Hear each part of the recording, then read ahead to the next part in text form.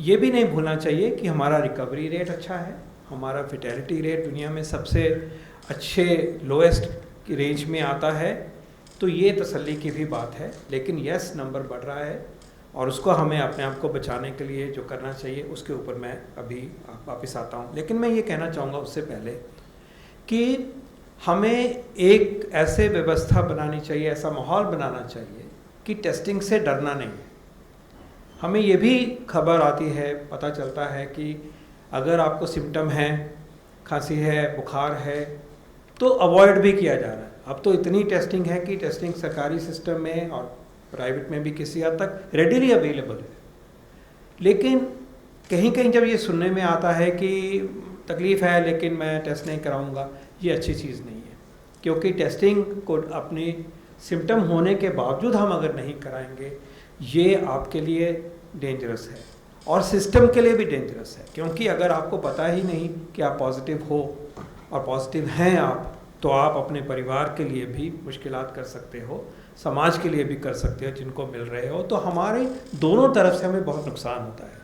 ये नुकसान होता है कि अपने को रिस्क पे डाल रहे हैं, फिर सीवियर प्रॉब्लम होगी तब हम भागेंगे, तो एक तो वो मौका हम खो रहे हैं, और दूसरा ये है कि हमारी वजह से परिवार को, आसपास वाले को, क्योंकि वायरस तो फिज़िकली एक से दूसरे को मूव करता है, जिनको हम और आप मिलते हैं वो अपने ही हैं, अपने ही दायरे के हैं, और तो उनको नुकसान होना, समाज को नुकसान होना, ये गलत है। तो एक भावना ये होनी चाहिए कि अगर सिम्टम है टेस्ट कराइए, और टेस्ट होगा उसके बाद में जैसा भी नतीजा आएगा उसको फेस करेंगे।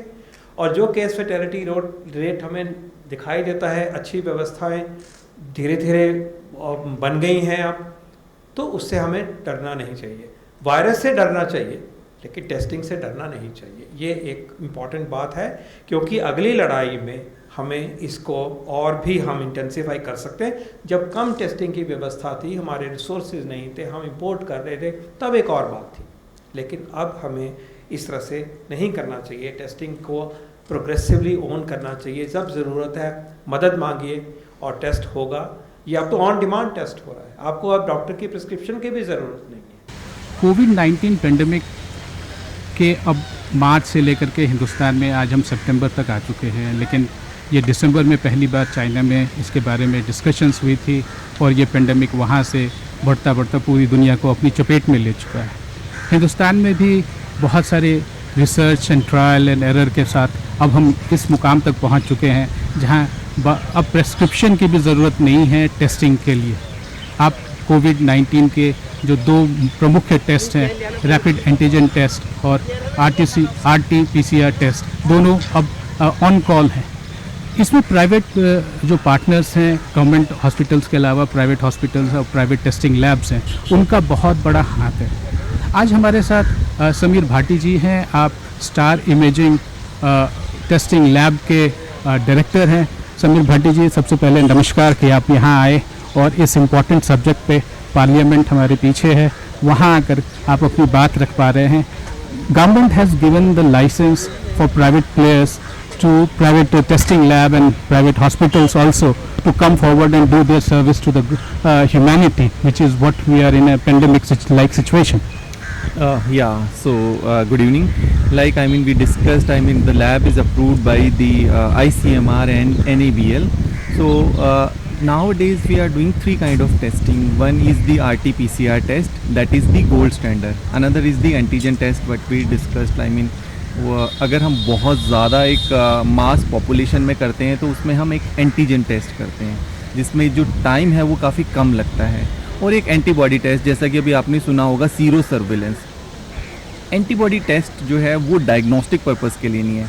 एंटीबॉडी से ये पता चल जाएगा कि हमारी कितनी पॉपुलेशन है जो कि अभी इन्फेक्टेड हो चुकी है, जबकि एंटीजन टेस्ट और RT-PCR ये दोनों आपके डायग्नोस्टिक पर्पस के लिए यूज़ होता है। बट इसमें जो ध्यान रखने वाली बात है कि एंटीजन टेस्ट जो हम कर रहे हैं कंटेनमेंट जोन में या एक मास पॉपुलेशन में, अगर एंटीजन टेस्ट नेगेटिव आता है पर पेशेंट सिम्टोमेटिक है, वो पर्सन सिम्टोमेटिक है, सस्पेक्ट, तो उसका दोबारा से RT-PCR टेस्ट करना ज़रूरी है, क्योंकि अगर हम उसका फॉलोअप नहीं करेंगे, खाली एंटीजन टेस्ट के भरोसे रहेंगे, तो हो सकता है वो इन्फेक्टेड हो और वो आगे इस ट्रांसमिशन को बढ़ा सके। जिस तरह से अभी हम ट्रेंड देखते हुए आ रहे हैं, तो इस चीज़ का इसमें विशेष ध्यान रखने की ज़रूरत है। और मार्च से लेके जो भी अभी हम बात करें, अभी तक फ़िलहाल जो है गोल्ड स्टैंडर्ड टेस्ट इसके लिए RT-PCR ही है। सर, एक हमारे नीति आयोग के member health doctor VK Paul ने भी कहा है कि यदि आपको थोड़ा सा भी लगता है as an individual, as a patient, कि आपको थोड़ा उसके सिम्टम है, फीवर है, कफ है, आपको लग रहा है कि हम तबीयत थोड़ी ठीक नहीं है, one should go get the test done. At least उससे रूल आउट होगा। और अब तो ये test without prescription, on demand और ऑन कॉल, अब तो ये प्राइवेट पार्टीज़ के और प्राइवेट टेस्टिंग लैब्स के आने के बाद तो एक बड़ा सा टेस्टिंग की फैसिलिटीज़ जो अब सामने आई। एक समय था कि हमारे पास एक फैसिलिटी थी, वो भी पुणे में। राइटली सेड, बिल्कुल जैसा आपने बताया कि पहले हमारे पास एक फैसिलिटीज़ थी सिर्फ पुणे के अंदर। और जो हम बात कर रहे हैं, जो डॉक्टर पॉल ने भी बताया, शुरू से जो स्ट्रैटेजी हम अपना रहे हैं, सरकार अपना रही है कि टेस्टिंग, ट्रैकिंग एंड आइसोलेशन, वही स्ट्रैटेजी हमेशा आगे तक के लिए काम करती हुई आएगी। और अब जिस तरह से हमारी कैपेसिटी बढ़ गई है टेस्टिंग की, उसके बाद अब प्रिस्क्रिप्शन का भी रिक्वायरमेंट नहीं है। तो अगर थोड़ा भी सिम्टम लगता है तो हमें टेस्ट को कराना बहुत ज़रूरी है। कि जिस तरह से हम देख रहे हैं कि सिम्टम्स भी ऐड ऑन होते जा रहे हैं, कई तरह के सिम्टम्स आ रहे हैं, तो वो हमें बहुत ज़्यादा ज़रूरी है उस टेस्ट को हम कराएं। और अभी देखा गया है कि हमारी जो सबसे ज़्यादा यंग पॉपुलेशन है, अगर हम तब से और अभी तक का डेटा देखें, तो 18 से 44 जो एज ग्रुप है वो सबसे ज़्यादा इन्फेक्टेड है। एक और भी चीज़ सामने निकल कर आ रही है, जो सीरो सर्वेलेंस हुआ था उसमें एक चीज़ और सामने निकल कर आई है कि बहुत सारे लोग थे जो इन्फेक्टेड हो गए थे, रिकवर्ड हो गए, पर उनको पता भी नहीं चला। पर इसमें देखने वाली बात यह है कि आप अपने इन्फेक्शन वाले टाइम में आपने और कितने लोगों को वो इन्फेक्शन दिया। और उसमें हो सकता है बहुत सारे एल्डरली पेशेंट्स हो और जिनको ऑलरेडी बहुत सारी एग्जिस्टिंग डिजीज़ हो, तो उनके लिए ये काफ़ी फैटल हो सकता है। तो इसलिए बहुत इम्पॉर्टेंट है हमें कि हम टेस्ट कराएं। टेस्ट करने के बाद अगर पॉजिटिव है तो फिर हम उस चीज़ को, उनको आइसोलेट करें और इस तरह से फिर हम आगे इस ट्रांसमिशन को रोक सकते हैं। वायरस का पीछा करना चाहिए पब्लिक हेल्थ मैनेजर्स के रूप में राज्य सरकारों के उन लोगों को जिनको ये जिम्मेवारी है पेंडेमिक से जूझने की। लेकिन यहाँ महत्वपूर्ण बात यह है कि you can chase the virus only when you catch the missing persons. ये बहुत महत्वपूर्ण सिद्धांत है। You can chase the virus only when you catch the missing person. आप वायरस का पीछा तभी कर सकते हैं जब जो छूट गए लोग हैं आप उनको चिन्हित करें। तो ये कैसे होगा, इसके दो उदाहरण मैं आपको बताता हूँ। जो हमारी जो केंद्रीय दल जाते हैं राज्यों में, जो समय समय पे हम भेजते हैं, आज जब मैं आपसे बात कर रहा हूँ तो उस समय जो केंद्रीय दल हैं वो यूपी में हैं, वो झारखंड में हैं, वो छत्तीसगढ़ में हैं, उड़ीसा में हैं, चंडीगढ़ में हैं, पंजाब में हैं। और वो हमें फीडबैक देते हैं, वो राज्य सरकारों को भी फीडबैक देते हैं। आने से पहले वो एक डिटेल डीब्रीफिंग आयोजित करते हैं राज्य के मुख्य सचिव से, चीफ सेक्रेटरी से और राज्य के स्वास्थ्य सचिव से। तो उनके द्वारा प्राप्त फीडबैक के आधार पर हम ये आपसे साझा कर सकते हैं कि अनेक राज्य ऐसे हैं जहां रैपिड एंटीजन टेस्ट में जब कोई व्यक्ति नेगेटिव हो जाते हैं लेकिन उनमें लक्षण हैं, यानी symptomatic negative people, as a result of the rapid antigen test, उनको आवश्यक रूप से RT-PCR टेस्ट कराया जाना है। हमने ये पाया कि अनेक ऐसे लोग हैं जो कि सिम्टोमेटिक नेगेटिव थे रैपिड एंटीजन टेस्ट में, लेकिन उनके RT-PCR टेस्ट नहीं हुए। So that is what I mean when I say that you need to catch that missing person. तो वो लोग जिनको आप इस व्यवस्था में चिन्हित नहीं कर पा रहे, कैच नहीं कर पा रहे हैं, वही इन्फेक्शन को फैला रहे हैं। लगभग 1 लाख के आसपास, 90,000 से ऊपर ऑन एन एवरेज लास्ट कुछ दिनों से नंबर्स जो आ रहे हैं इन्फेक्टेड लोगों का। यदि हम जो आपने 3 जो पॉइंट बताए कि भाई पहले टेस्ट करो, उसके बाद उसको आइडेंटिफाई करो और आइसोलेट करो, क्योंकि यदि 1 लाख लोग बीमार हो रहे हैं और यदि वो कई हज़ार को या कुछ अपने इर्द गिर्द कुछ सैकड़ों को भी करेंगे तो वो नंबर बहुत बड़ा हो जाएगा कि इन्फेक्टेड लोगों को। I think that is what you mean. Exactly so जो हमारी स्ट्रैटेजी जैसे हमने बात की कि ट्रैक करना बहुत ज़रूरी है, एंड इसमें अगर ये नंबर्स इसी तरह से बढ़ता रहा अनकंट्रोल तो ये हर चीज़ को अफेक्ट करेगा। ये हमारी नेशनल सिक्योरिटी को अफेक्ट करेगा, ये हमारे हेल्थ सिस्टम को अफेक्ट करेगा, हमारी इकॉनमी को अफेक्ट करेगा। अब इसमें देखने वाली चीज़ ये भी आ रही है, डेटा जो हम देखते हैं सामने आ रहा है कि जो हमारे हेल्थ केयर वाले लोग हैं, हमारे डॉक्टर्स, हमारा पैरामेडिकल स्टाफ, वो सबसे ज़्यादा इन्फेक्ट हो रहा है। और अगर वो इस तरह से इन्फेक्ट होते रहे तो हेल्थ सिस्टम काफ़ी अफेक्ट होगा, और अगर हेल्थ सिस्टम अफेक्ट हुआ तो फिर हमारे लिए ये काफ़ी सोचने का विषय है। तो इसलिए अल्टीमेटली इसका एम, बाकी हमें वो करनी है, जो गाइडलाइंस है वो सब कुछ फॉलो करनी है, पर उसके साथ साथ हमें टेस्ट भी कराना है। अगर हमें सिम्टम होते हैं तो फिर हमें अब डॉक्टर के पास भी जाने की ज़रूरत नहीं है, आप डायरेक्ट लेबॉर्ट्री को अप्रोच करके अपना टेस्ट करा सकते हैं। ये बात सच कहा आपने कि सर यदि डॉक्टर्स ही, यदि हम वॉक करते हैं, ये कि डॉक्टर्स ही यदि बीमार हो जाएं तो ये तो बहुत ज़्यादा प्रॉब्लमेटिक हो सकता है, क्योंकि यदि डॉक्टर्स बीमार हो जाए तो हमारे जो रिसोर्स पूल हैं जो एक्सपर्ट्स के, वो शायद बहुत मुश्किल हो जाएगी और सिस्टम को वो कोप करना, क्योंकि एज़ इट इज़ अभी 6-7-8 महीने होने वाले हैं जब से ये बीमारी शुरू हुई, हिंदुस्तान में भी आई और ये नंबर्स बढ़ते जा रहे हैं। जी, जैसा अभी आपने बात किया कि अगर डॉक्टर से बीमार हो गए, और जैसा हम पहले बात भी कर रहे थे इसके अंदर कि अभी मैंने कई डॉक्टर्स का स्टेटमेंट सुना है कि अब हम थक गए हैं, कब से वो इस तरह की ड्यूटी जो अपने फ्रंट लाइन कोरोना वॉरियर बन के काम कर रहे हैं, पर अब इतना लंबा समय आ गया। और अभी हम देखें कि बीच में करीबन 2 महीने जो था डेटा कम होता जा रहा था, पर अब फिर से वही डेटा उसी रफ्तार से इंक्रीज हो रहा है। और दूसरा हमने देखा कि सीरो सर्विलेंस में भी निकल कर आया कि जो इन्फेक्शन रेट था वो हेल्थ केयर वर्कर्स में काफ़ी ज़्यादा था, और अब हम अभी भी देख रहे हैं तो हेल्थ केयर वर्कर सबसे ज़्यादा इन्फेक्ट हुए हैं। उनमें देखा गया है कि उनका वायरल लोड भी काफ़ी अधिक होता है, मतलब वो कई बार मल्टीपल टाइम्स इन्फेक्ट होते हैं। तो ये बहुत ज़रूरी है, जैसा मैंने अभी भी बताया है कि ये रफ्तार, अगर कोरोना की जो पॉजिटिविटी की रेट रफ्तार है वो बढ़ती रही तो हेल्थ सिस्टम को हमारे बहुत ज़्यादा ये अफेक्ट करे। जब हम देख रहे हैं कि इन्फेक्शन शहरों से, बड़े शहरों से छोटे और छोटे शहरों से जो अर्बन एरिया के आसपास के गांव में आने की अब टेंडेंसी हो रही है वायरस की, जो उसकी आदत है, उसमें हमें एक और बात का ध्यान रखना पड़ेगा कि क्योंकि सिटी सेंटर से या ज़िले के सेंटर से दूरी बढ़ जाएगी थोड़ी सी, तो हमें इस मामले में और भी चौकन्ना रहना पड़ेगा कि जिस व्यक्ति में सिम्टम्स हैं वो, उसका परिवार जल्दी एक्शन ले। सिम्टम है तो जल्दी टेस्ट कराए, क्योंकि दूरी थोड़ी बढ़ जाती है, एम्बुलेंस अरेंज करनी है। जो हेल्थ सिस्टम की रिस्पांस करने के लिए एक थोड़ा सा और रूरल हमारे कम्युनिटी भाई बहन जो हैं उनको जोड़ने के लिए एक तरफ कंट्रोल की बात आती है, दूसरी तरफ एफिशिएंसी की बात आती है, तीसरी तरफ ये बात है कि केयर सीकिंग जो है वो हमें और भी अलर्ट होकर करनी है, और एक दूसरे के लिए ये मैसेज देना है कि देर नहीं होनी चाहिए। देर नहीं होगी, सर्वाइवल बहुत बहुत अच्छा है। देर होगी तो किसी भी उम्र के व्यक्ति को मुश्किल हो सकती है। समीर जी, ये बताएं कि आपके जो सेंटर है, जो कि स्टार इमेजिंग जो लैब है, जिसको भारत सरकार और ICMR ने जो लाइसेंस दिया है, ICMR दोनों के टेस्ट के लिए, रैपिड एंटीजन टेस्ट और RT-PCR टेस्ट के लिए, आपके यहाँ कितने टेस्ट होते हैं? I think this licence must be for all India. थोड़ा उसके बारे में बताएं, जो आपको टेस्ट से क्या एक इन्फरेंस आप लोग निकाल पा रहे हैं। आपने भी कई महीनों से ये टेस्ट कर रहे हैं, and it must be very taxing but at the same time very satisfying that you are serving the society at large. जी बिल्कुल, अगर हम डेटा की बात करें शुरू से, तो इनिशियली हम मई जून के अंदर डेटा काफ़ी ज़्यादा बढ़ रहा था नंबर्स में। उसके बाद अगस्त में ये डेटा डिक्लाइन हुआ।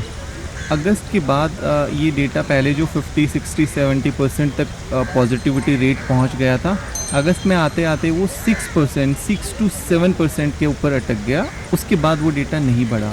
फिर थोड़े फेस्टिवल आए, उसके बाद फिर से डेटा इंक्रीज़ हुआ, मूवमेंट जैसे बढ़ गई, और जिस तरह से अनलॉक होता रहा उसके बाद मूवमेंट जो है पॉजिटिविटी रेट काफ़ी बढ़ता रहा।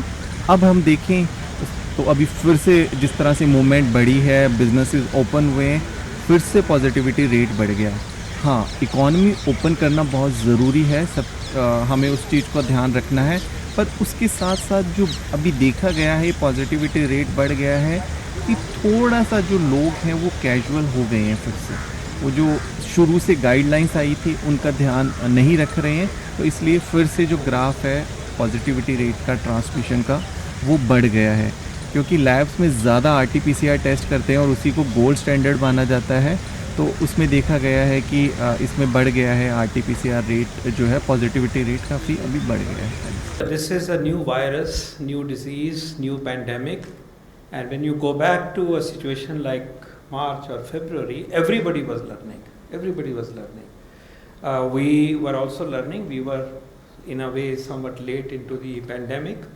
And at that point in time, you may all remember that every diagnostic kit was being imported.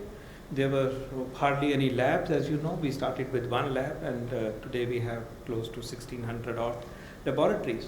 So we had to be strategic, and also remember at that time it was largely travel related, relatively small size of outbreak that we were dealing with.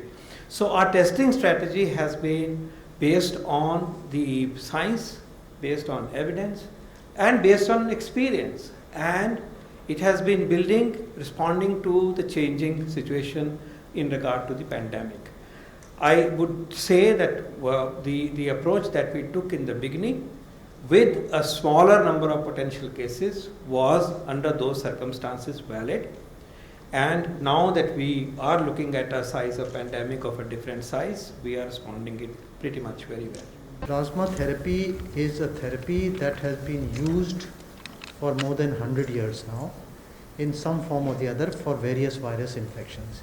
It was used in Ebola, it was used in other viruses, it has also been used in COVID. Having said that, whether it benefits or not is being studied, and for studying anything they have to have a randomized controlled trial.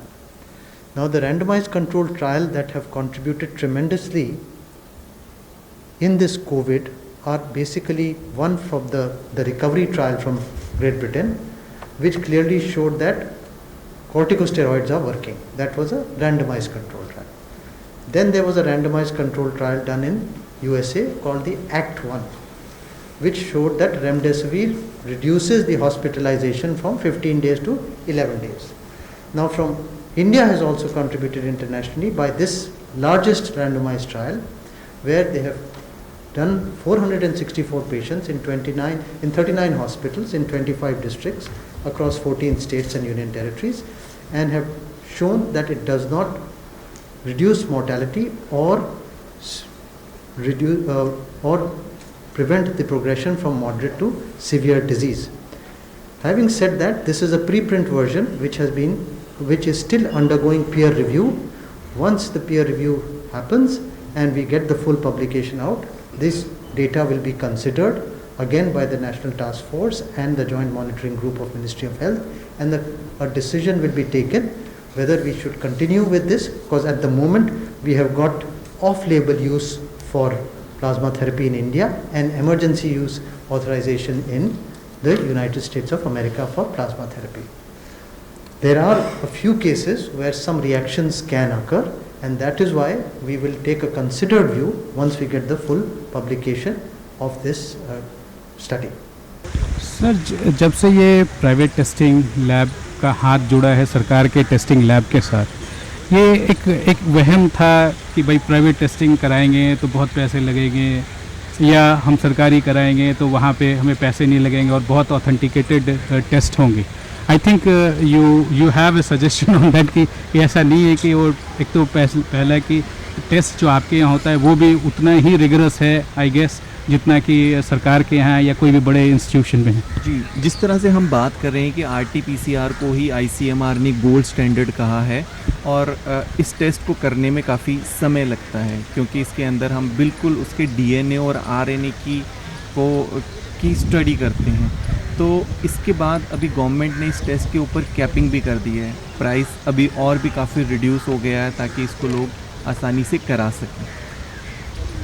Sir, ये जो एक और बात, if I take lead from what you said, कि जब से intermingling की लोगों को मिलना जुलना शुरू हुआ, इकोनॉमी खुली और सारे सेंटर्स, बिजनेस सेंटर्स खुल रही हैं, तो ये कैसे ये सुनिश्चित करें कि भाई आप बिज़नेस कर रहे हैं करिए, आप दुकानें खोल रहे हैं खोलिए, लोगों का मिलना जुलना और इकोनॉमी खुलेगी, लेकिन टेस्ट जैसे ही आपको लगा थोड़ा सा भी सिम्टम का पता चले, अब तो बहुत आसान है टेस्ट कराना, अब बहुत कुछ किलोमीटर के दायरे में ही लोगों को कोई ना कोई सेंटर, आपका भी दिल्ली के आसपास जो सेंटर्स हैं, आप तो शायद बाहर भी आपके सेंटर्स पे ये काम हो रहा है जहाँ कि आप टेस्ट के सैंपल्स ले रहे हैं, क्या प्रोसेस है?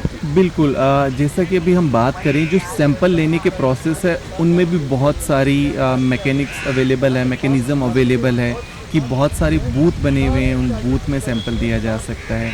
गवर्नमेंट ने भी अपनी डिस्पेंसरी में काफ़ी सारे इस तरह के बूथ बनाए हुए हैं जहाँ पे सैंपल दिया जा सकता है। आप होम सैंपल कलेक्शन करा सकते हैं, अगर आप नहीं जा रहे तो अपने घर के अंदर आप सैंपल करा सकते हैं। इसके अलावा भी और कई फैसिलिटीज़ अवेलेबल है सैंपल्स देने की, तो सैंपल्स देना अब बहुत आसान हो गया है। बट हाँ, उससे ज़्यादा ज़रूरी, जैसा अभी आपने बताया कि जो अननेसेसरली गैदरिंग है, वो चीज़ें जब तक कंट्रोल नहीं होगी तब तक हम इसको टेस्टिंग तो होगा ही होगा साथ में, पर जो ये बेसिक चीज़ें हैं उसको अगर हम फॉलो नहीं करेंगे तो जो ये रेट है उसको कंट्रोल करना मुश्किल हो जाएगा। जैसा अभी हम देख भी रहे हैं कि इजराइल ने तो फिर से लॉकडाउन कर दिया है, और शायद कंट्री एग्जैक्टली और भी सारी कंट्री कुछ इस तरह से कर रही है, पर ऐसी सिचुएशन नहीं आए कि इसमें ऐसा कोई डिसीजन लेना पड़ जाए।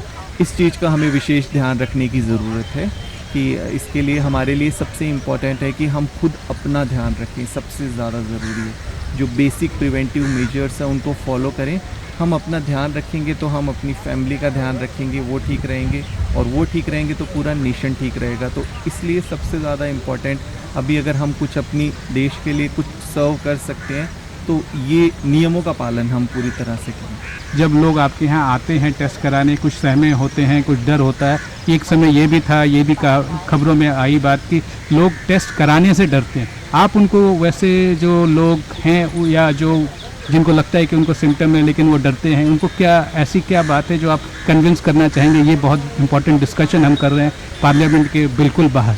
जी बिल्कुल, मैं विज़न टीवी वर्ल्ड के माध्यम से ये बताना चाहूँगा, शुरू से जिस तरह से हम बात कर रहे हैं कि take care but don't panic, है ना, घबराना नहीं है हमें, पर हाँ ध्यान ज़रूर रखना है, अटेंशन में रहना है। पर घबराने वाली, जिस तरह से हमने देखा भी है कि जो मोर्टेलिटी रेट है इंडिया के अंदर वो काफ़ी कम है, हाँ, पर ये ज़रूर है कि अगर अभी जैसे हमने देखा कि जो डेटा दिखा रहे हैं कि हमारी यंग पॉपुलेशन इन्फेक्टेड है, पर हमें अपने एल्डरली लोगों को सेव करना है। हो सकता है हमारे घर में जो पेरेंट्स हैं उनको उस चीज़ से काफ़ी प्रॉब्लम हो सकती है, तो इसलिए हमें ध्यान रखना है, पैनिक बिल्कुल भी नहीं होना है। हाँ, इसलिए लगता है कोई भी ऐसे सिम्टम, अपने डॉक्टर से बात करिए, उसके बाद टेस्ट कराइए, टेस्ट कराने के बाद जो भी गाइडलाइंस है उनको फॉलो करिए। और ये भी, यदि आप खुद यदि आप डॉक्टर के पास नहीं भी जाते हैं, यदि आपको सिम्टम है तो भी आप अपना टेस्ट करा सकते हैं। Now government of India, health ministry and doctor Harshvardhan, the union minister has already said, हमारे जो नीति आयोग के मेंबर हेल्थ हैं डॉक्टर वीके पॉल ने भी एक बात को सर बहुत इम्फेटिकली कहा है कि यदि आपको सिम्टम है आप जाइए ऑन कॉल, अब टेस्ट आपके यहाँ आपके पास अवेलेबल है, please avail that, don't give yourself any chance of getting even 5% of the illness. और फर्टिलिटी रेट तो अब नीचे है, 1.75 के आसपास है, and government wants it to go to 1%. Do you think that is technically or physically, or that may be a big challenge, but is it possible when the numbers of people who are getting infected is growing, but at the same time death rate is so coming down, which is a very one good कहते हैं ना एक green shoot है। बिल्कुल, एकदम जिस तरह से हमने अभी बात की कि हाँ डेथ रेट हमारा कम है, बट इस चीज़ के लिए साथ के साथ हमें ये भी ध्यान रखना ज़रूरी है कि कुछ इस तरह के भी केसेस आ रहे हैं जिसमें अपने सिम्टम्स को हाइड कर रहे हैं, और वो ऐसे टाइम पे पहुंच रहे हैं जब उनको बहुत ज़्यादा कॉम्प्लिकेशंस बढ़ रहे हैं।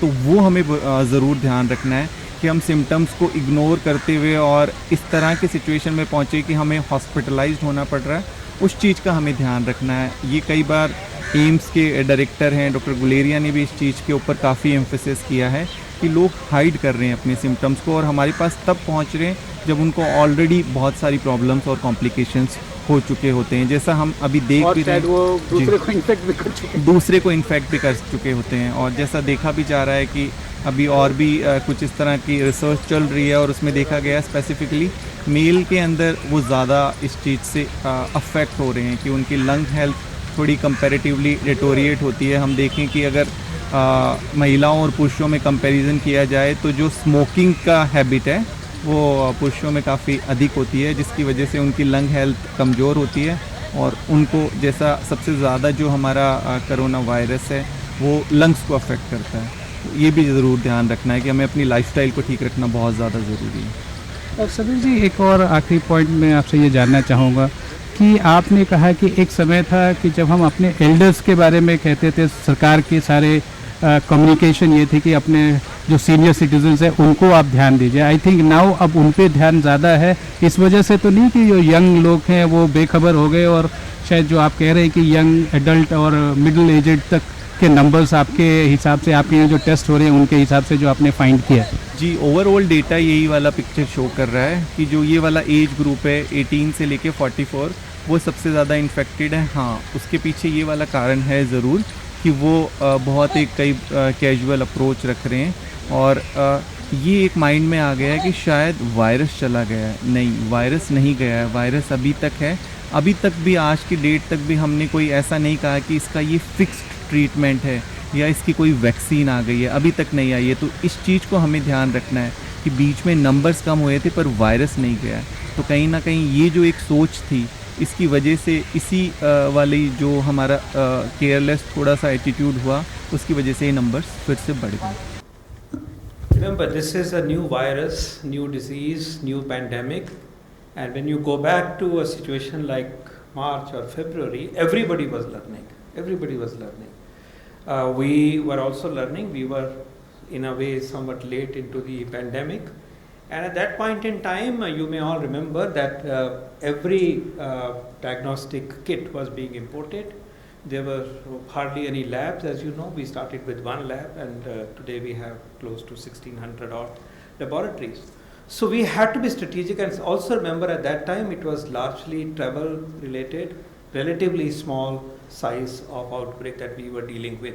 So our testing strategy has been based on the science, based on evidence, and based on experience, and it has been building, responding to the changing situation in regard to the pandemic. I would say that the approach that we took in the beginning with a smaller number of potential cases was under those circumstances valid, and now that we are looking at a size of pandemic of a different size, we are responding it pretty much very well. We are here for a long run for next few quarters, maybe 6 to 8 quarters, जब ये test की बहुत ज़्यादा ज़रूरत भी होगी और बहुत प्रिकॉशन भी लेना पड़ेगा, which is not being panicky, but this is a reality that comes because government has already announced that कि फर्स्ट क्वार्टर में, अगले साल के फर्स्ट क्वार्टर तक ही हम वैक्सीन के करीब आ पाएंगे, जो प्रॉपर एक वैक्सीन हो, जो आपने कहा कि proper treatment. You rightly said, like ICMR ने अभी कुछ जो गाइडलाइंस अपनी बताई है कि कब कब हमें टेस्ट करना है। इन्फेक्शन ठीक है, हमें सिम्टम हो रहे हैं, उसके लिए हमें टेस्ट करना है कि अभी हमें डिज़ीज़ है कि नहीं है। इसके अलावा भी अगर आपकी कोई सर्जरी होती है तो उससे पहले आपको टेस्ट कराना है। प्रेगनेंसी के अंदर भी आपको आपका जो है टेस्ट कराना है। इसके अलावा डायलिसिस के लिए आपको टेस्ट कराना है, और भी कई ऐसी चीज़ें हैं जिसमें इंडिकेशंस है कि आपको ये टेस्ट कराना है। जैसे हम वैक्सीन की बात कर रहे थे, तो अराउंड 150 कंट्रीज़ है अभी जो वैक्सीन पे काम कर रही है। हमारे देश में भी देखें, भारत में भी करीबन 3 कंपनियां हैं जो इसके ऊपर अभी काम कर रही है। पर अभी ये कहना कि ये इस समय तक वैक्सीन आ जाएगी, और वैक्सीन आने के बाद भी कई लंबा प्रोसेस है कि हाँ कब तक हम पूरा रिमोट एरिया में और सब जगह वैक्सीन पहुंचा पाएँ। तो हमें वैक्सीन के बारे में अभी ज़्यादा सोचने से बेहतर है कि हम इसके प्रिवेंशन पे ज़्यादा अधिक ध्यान रखें, और इस चीज़ को हम अभी प्रिडिक्ट कर नहीं सकते क्योंकि नया वायरस है और नए तरह की चीज़ें आ रही हैं, नए सिम्टम्स आ रहे हैं। तो अभी उसके ऊपर हम ना ज़्यादा सोचें और अपनी जो बेसिक शुरू से जो गाइडलाइंस बताई गई है उनको फॉलो करें और अपना ध्यान रखें। सबीर जी, आपके यहाँ स्टार इमेजिंग में क्या आपने एस्केलेट किया है जो number of test per day आप कर रहे थे, या आपने फैसिलिटेट बिगर कैचमेंट एरिया को किया है? क्योंकि ये तो बढ़ता जा रहा है, ये टेस्ट की ज़रूरत तो अब कई एटलीस्ट 1-2 साल तक रहेंगे, जब तक वैक्सीन आ जाती है उसके बाद उसके रिजल्ट्स देखे जाएंगे, वो कई महीने लगेंगे, 4-6 महीने उसके रिजल्ट देखने को मिलेंगे। अभी जो कुछ दवाइयाँ दी जा रही हैं ये रिलैप्स भी हो रही हैं, वो भी एक कंसर्न है। That is why I am asking you this very important question and I think you would be in the right position to answer कि क्या आप उसको एक्सपैंड करने, अपनी फैसिलिटीज़ को एक्सपैंड करने की कोशिश कर रहे हैं ताकि जो लार्जर नंबर की रिक्वायरमेंट होगी उसके लिए आपकी स्टार इमेजिंग तैयार हो? जी बिल्कुल, जैसा अभी आपने बताया, और ये गवर्नमेंट की तरफ से डायरेक्शंस भी आई थी प्राइवेट लेबॉर्टरीज जो ICMR से अप्रूव्ड है कि उनको अपनी कैपेसिटी बढ़ानी है, तो इसलिए हमने अपनी कैपेसिटी बढ़ाई। और अभी हमें नंबर्स को ना ध्यान रखते हुए कैपेसिटी को इंक्रीज़ करते हुए रहना पड़ेगा कि अगर हम देखें कि अभी कुछ टाइम बाद फिर नंबर्स कम हो गए तो अपनी कैपेसिटी को तो हमें इन्हांस करते ही रहना पड़ेगा। कि जैसे अभी 2 महीने में बीच में ये वाला जो एक गैप आया, उस टाइम शायद हमें लगा कि नहीं अब कोरोना दिल्ली में कम हो गया है। और सर अभी तो फेस्टिवल सीजन, दिवाली, दशहरा और नया साल और क्रिसमस, बिल्कुल विंटर्स में हम किस तरह के नंबर्स होंगे उसके लिए हम अभी प्रिडिक्ट नहीं कर सकते, तो इसलिए हम नंबर्स को ना देखते हुए अपनी कैपेसिटी को इन्हांस करते रहें, बढ़ाते रहें। और अभी भी बहुत सारे लोग हैं जिनका टेस्ट नहीं हुआ है, जिनको, और कुछ तो एसिम्टोमेटिक पेशेंट्स भी हैं जो पॉजिटिव आते हैं, तो उनका भी टेस्ट होना ज़रूरी है।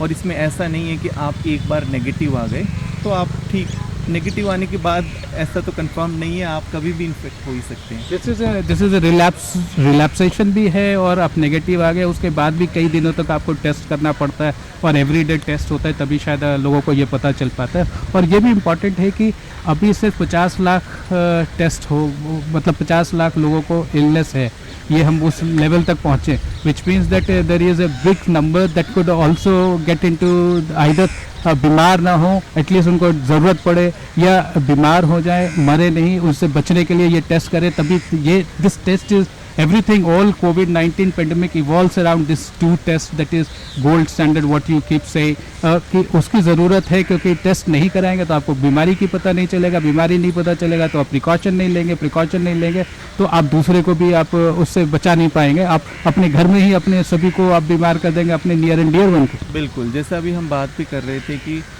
जो सीरो सर्विलेंस हुआ है, दिल्ली के अंदर सीरो सर्विलेंस हुआ है, तो उसमें आया है निकल के कि 26% पॉपुलेशन ऑलरेडी इन्फेक्ट हो चुकी है जिनका एंटीबॉडी टेस्ट किया गया। और दिल्ली के 2 करोड़ पॉपुलेशन। जी बिल्कुल, और ऐसे ही मुंबई की बात करें तो मुंबई में डेटा एक अलग तरह का निकल कर आया है कि जो स्लम वाली पॉपुलेशन है उसमें एक अलग डेटा था, और जो आपका अर्बन पॉपुलेशन है उसमें एक अलग तरह का डेटा था। अहमदाबाद में करीबन 40% के करीब इन्फेक्ट हुए थे। तो अभी हम अगर जो हर्ड इम्यूनिटी की भी बात करें वो भी अभी बहुत दूर दिखाई देती है, क्योंकि उसके लिए 60 to 70% पॉपुलेशन आपकी इन्फेक्ट हो, तो अभी तो पूरे चांसेस हैं। ट्रांसमिशन रेट को तो हमें रोकना ही रोकना है, पॉजिटिविटी रेट को हमें कम करना है, पर इसमें सरकार के साथ साथ पब्लिक की भी रिस्पॉन्सिबिलिटी बन जाती है कि वो पूरा इस गाइडलाइंस को और सब चीज़ों को फॉलो करें। We must need to understand why do we do serosurveillance and how is serosurveillance different from actual testing figures that we get. Once we get that clarity in our mind, then maybe we will not be doing a one-to-one comparison between the figures of daily testing and the figures that are reported by serosurveillance. When we do daily testing, जब हम प्रतिदिन test करते हैं तो हम क्या test कर रहे हैं? हम ये टेस्ट कर रहे हैं कि कितने लोगों के शरीर के भीतर एंटीजन है, संक्रमण है, बीमारी है। वो उद्देश्य है RT-PCR टेस्ट का या रैपिड एंटीजन टेस्ट का।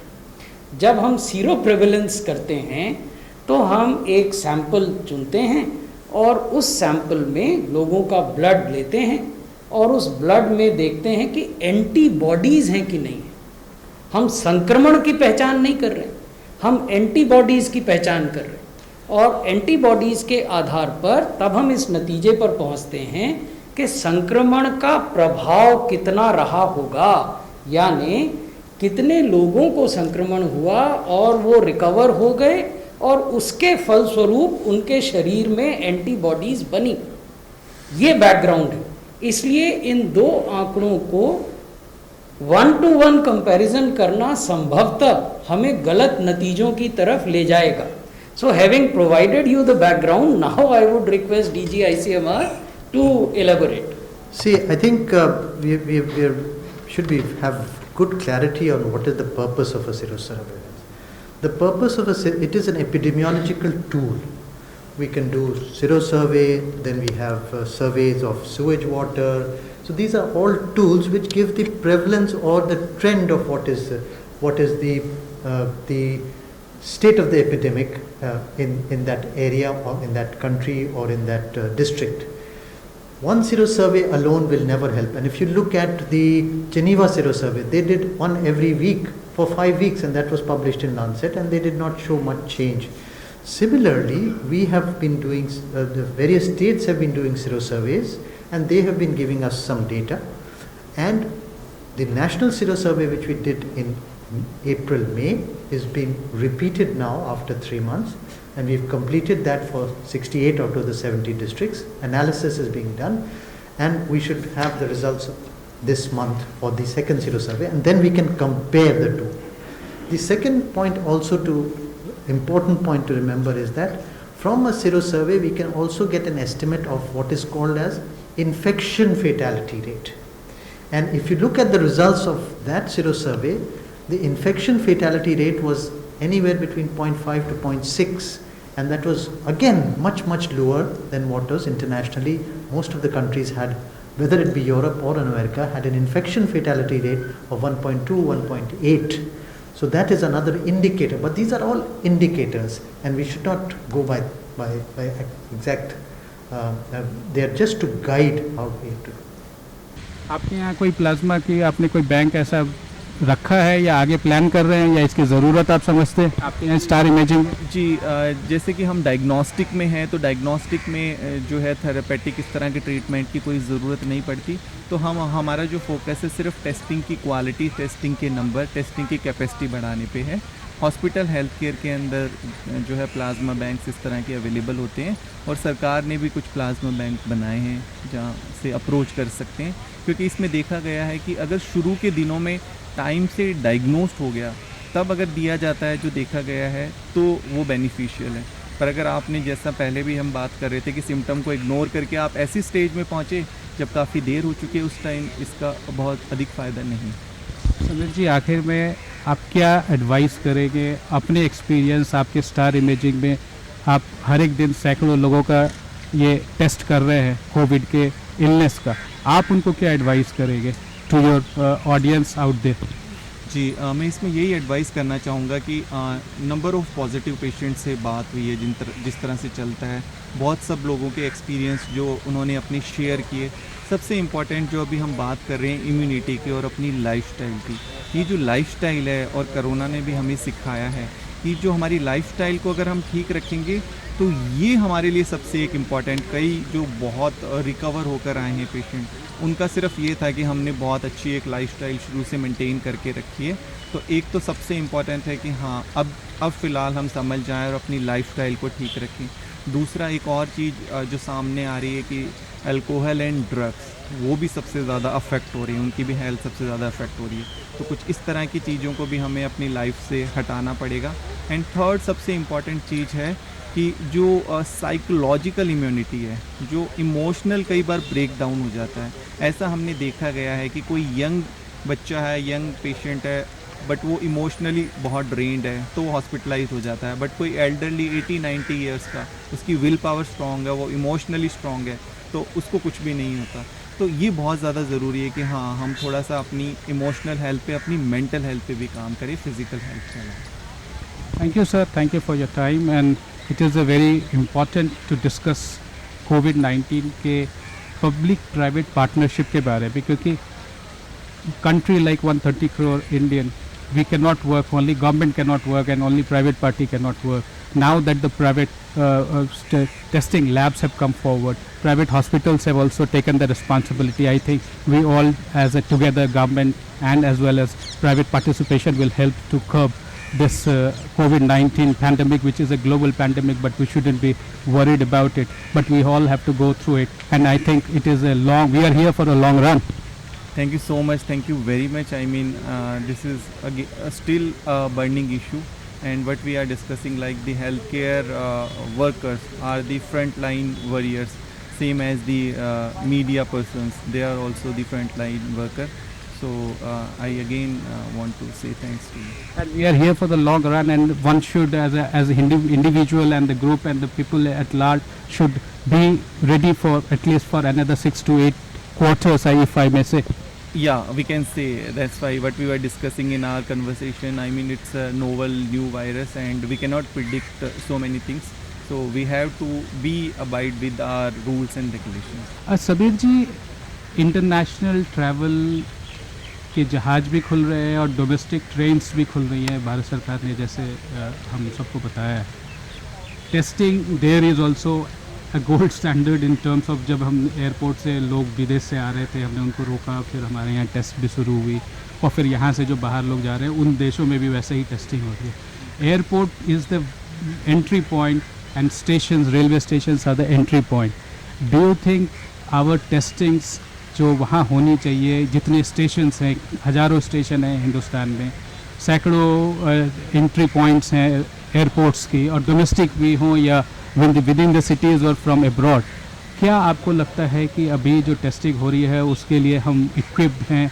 इतने सारे हमारे टेस्टिंग सेंटर्स हैं एयरपोर्ट्स में, या आपके हैं वहाँ पे जहाँ के आप इसको देख पाएंगे? जिस तरह की अभी इंटरनेशनल ट्रैवल के लिए ये रिक्वायरमेंट मैंडेट हो गया है कि आपको RT-PCR की नेगेटिव रिपोर्ट होनी चाहिए पिछली जो 96 आवर्स के अंदर की हुई हो.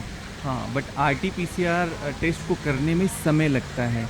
जिस तरह से अगर कोई पैसेंजर वहाँ पर जा रहा है एयरपोर्ट के अंदर और उसको सैंपल कलेक्शन की वहीं फैसिलिटी दी जाए तो, और रिपोर्ट भी वहीं पे प्रोवाइड की जाए, तो ये पैसेंजर्स के लिए काफ़ी बेनिफिशियल हो जाएगा. हमारे पास भी इस तरह की बहुत सारी इंक्वायरीज़ आ रही है और हम भी गवर्नमेंट को अप्रोच कर रहे हैं, क्योंकि इसमें कुछ PPP मॉडल तैयार करने की बहुत ज़्यादा ज़रूरत है, और गवर्नमेंट को भी प्राइवेट सेक्टर्स को बात करके हमें अप्रोच करके इसको मिल के इसके लिए काम करना पड़ेगा.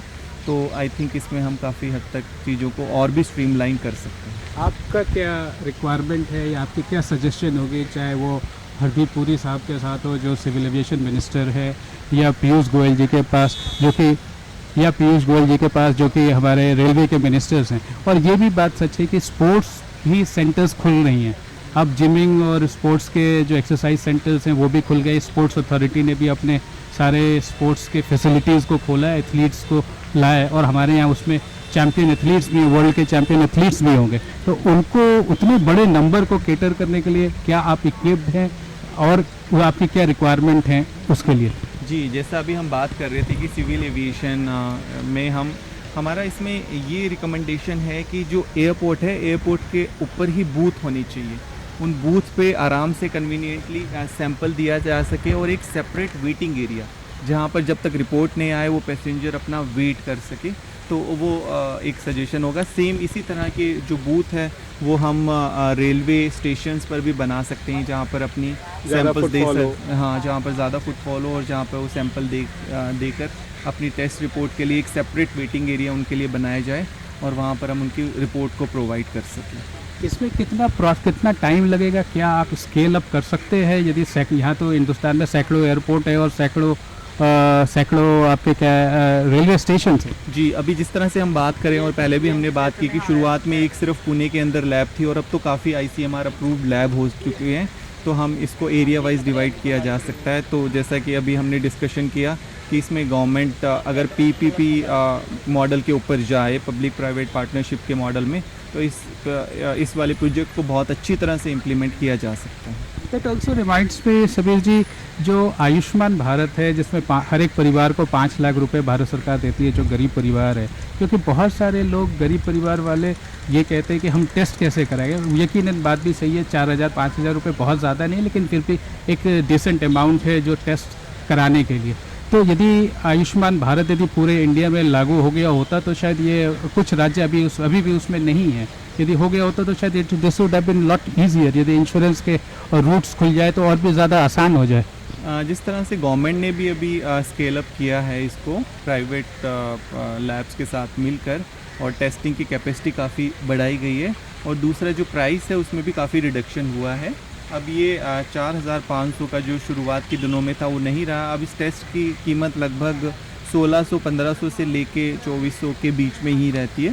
तो प्राइसिंग भी कम हुआ है, कैपेसिटी भी बढ़ी है, और अभी अगर टेस्ट हम कराना चाहें तो इजीली टेस्ट कराया जा सकता है.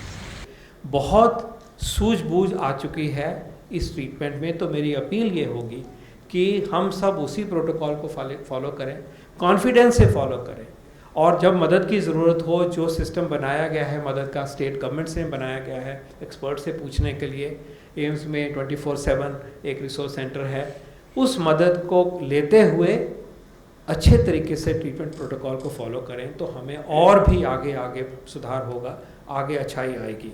इसमें एक मुद्दा और जुड़ता है, अब जब हम देख रहे हैं कि इन्फेक्शन शहरों से, बड़े शहरों से छोटे और छोटे शहरों से जो अर्बन एरिया के आसपास के गाँव में आने की अब टेंडेंसी हो रही है वायरस की, जो उसकी आदत है, उसमें हमें एक और बात का ध्यान रखना पड़ेगा कि क्योंकि सिटी सेंटर से या ज़िले के सेंटर से दूरी बढ़ जाएगी थोड़ी सी, तो हमें इस मामले में और भी चौकन्ना रहना पड़ेगा कि जिस व्यक्ति में सिम्टम्स हैं वो, उसका परिवार जल्दी एक्शन ले। सिम्टम है तो जल्दी टेस्ट कराए, क्योंकि दूरी थोड़ी बढ़ जाती है, एम्बुलेंस अरेंज करनी है। जो हेल्थ सिस्टम की रिस्पांस करने के लिए एक थोड़ा सा और रूरल हमारे कम्युनिटी भाई बहन जो हैं उनको जोड़ने के लिए एक तरफ कंट्रोल की बात आती है, दूसरी तरफ एफिशिएंसी की बात आती है, तीसरी तरफ ये बात है कि केयर सीकिंग जो है वो हमें और भी अलर्ट होकर करनी है, और एक दूसरे के लिए ये मैसेज देना है कि देर नहीं होनी चाहिए। देर नहीं होगी, सर्वाइवल बहुत अच्छा है। देर होगी तो किसी भी उम्र के व्यक्ति को मुश्किल हो सकती है। Thank you sir. On that positive note कि अब टेस्टिंग अवेलेबल है। एक समय हिंदुस्तान में वो था, सिर्फ हिंदुस्तान में एक लैब था जो कोविड-19 का टेस्ट किया करता था। आज प्राइवेट में ही लैब्स हैं या सेंटर्स हैं जहां टेस्ट कराई जा सकती है। सरकार के सैकड़ों ऐसे हज़ारों सेंटर्स हैं जहां ये टेस्ट हो रही हैं। Test is the first step for finding out कि आपको कोविड की बीमारी है या नहीं। टेस्ट होगी तभी आप उसका प्रिकॉशन करेंगे, तभी आप अपने आप को आइसोलेट करेंगे, तभी आप लोगों की अपनी सेहत का ख्याल रख पाएंगे। ये बहुत ज़रूरी है कि जब भी आपको लगे, थोड़ा सा भी सिम्टम आपको लगे, तो आप टेस्ट कराएं। आपके इर्द गिर्द 5, 10, 15 किलोमीटर के बीच शहर में तो बहुत आसानी से ये टेस्ट होती है। जैसा सबीर जी ने भी कहा कि ये test is mandatory, if not there is no other option, because यदि आप नहीं कराएंगे तो आप अपने घर वालों को भी आप बीमार करेंगे, अपने चाहने वालों को भी बीमार करेंगे, आप अपने आप को भी बीमार करेंगे और आप अपने समाज को भी बीमार करेंगे। तो इट इज़ वेरी इंपॉर्टेंट कि आपको लगता है सिम्टम है तो आप टेस्ट कराइए, और टेस्ट कराना ही सबसे बड़ा गोल्ड स्टैंडर्ड और and the only standard available. बिल्कुल आपने बिल्कुल सम अप में एकदम राइटली कहा कि सबसे इम्पॉर्टेंट है दो चीज़ें। एक तो हमारी जो गाइडलाइन शुरू से बेसिक गाइडलाइंस उनको फॉलो करें, और दूसरा टेस्ट। शुरुआत के दिनों में टेस्टिंग कैपेसिटी कम थी, बट अब टेस्टिंग कैपेसिटी बढ़ चुकी है। और उसके अलावा जो अभी हमारे गवर्नमेंट के नए निर्देश आए, गाइडलाइन, जिसमें प्रिस्क्रिप्शन की भी रिक्वायरमेंट नहीं है, तो हमें बिल्कुल भी इसमें हिचकना नहीं है। और गवर्नमेंट ने भी फैसिलिटीज़, गवर्नमेंट हॉस्पिटल्स में भी काफ़ी बढ़ चुकी है टेस्टिंग फैसिलिटीज़। अगर हम अफोर्ड नहीं कर सकते तो ये टेस्ट गवर्नमेंट हॉस्पिटल्स में फ्री ऑफ कॉस्ट भी अवेलेबल है। तो और इसके प्राइवेट सेक्टर्स के अंदर इसके प्राइस भी काफ़ी रिड्यूस हो चुके हैं। तो अभी हमें इस चीज़ के ऊपर बहुत ज़्यादा, क्योंकि अब वो वाला समय नहीं है, इकॉनमी ओपन हो चुकी है, मूवमेंट बढ़ चुका है, अब हम इस चीज़ को लेके बहुत ज़्यादा रिस्क नहीं ले सकते।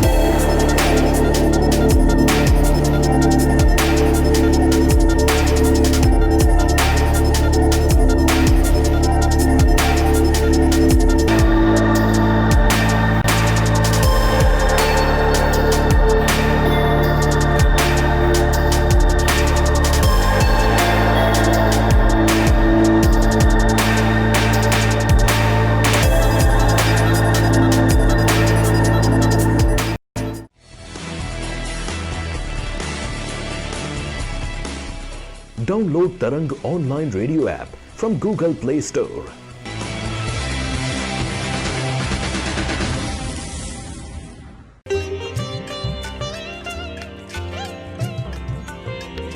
You are listening to Tarang Devotional Online Radio.